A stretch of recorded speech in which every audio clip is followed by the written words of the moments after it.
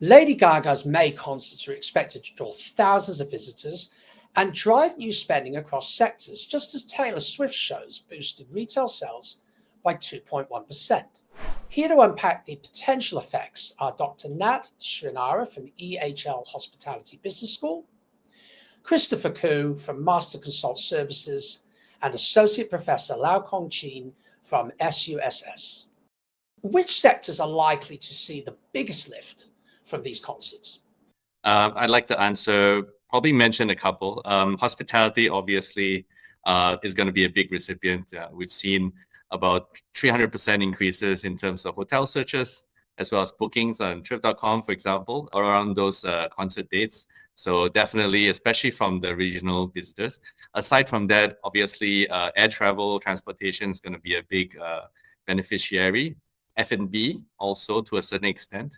We're starting to see more budget bookings coming in, so probably not so much on the high-end F&B, but more on the mass market F&B will be benefiting from that.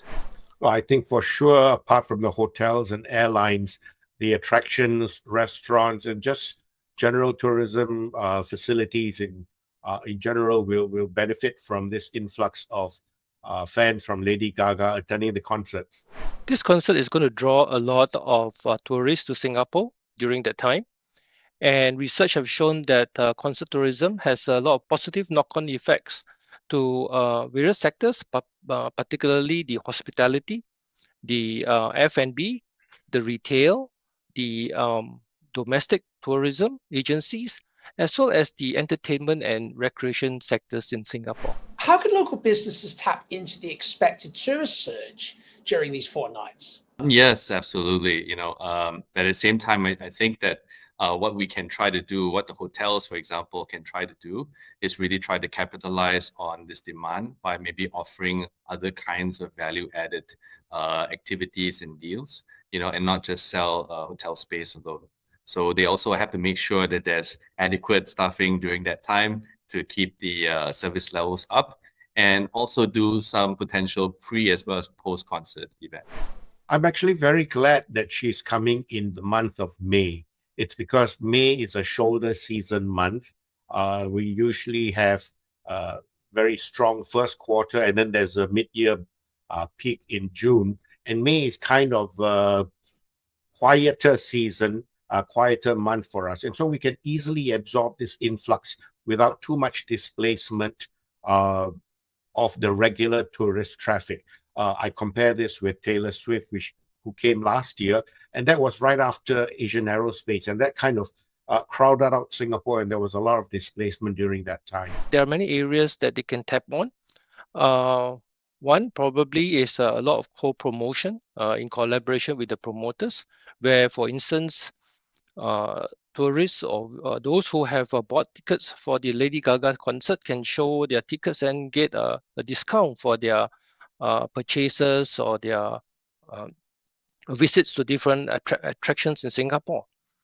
There could be also local tourism package tours that is designed and curated around the concert at that time, so that tourists who comes here, they can have a half day or full day pack event while before the concert or even after the concert. And I think for the more enterprising and creative businesses, they could create products, of course, with royalty licenses, with Lady Gaga, to produce merchandises that align with this concert. For instance, last year when Taylor Swift was around, I recall there was a confectionery that came up with cakes with Taylor Swift's themed cakes and cookies. So probably, some of these ideas could be reused again, and therefore draw more businesses for our local enterprises.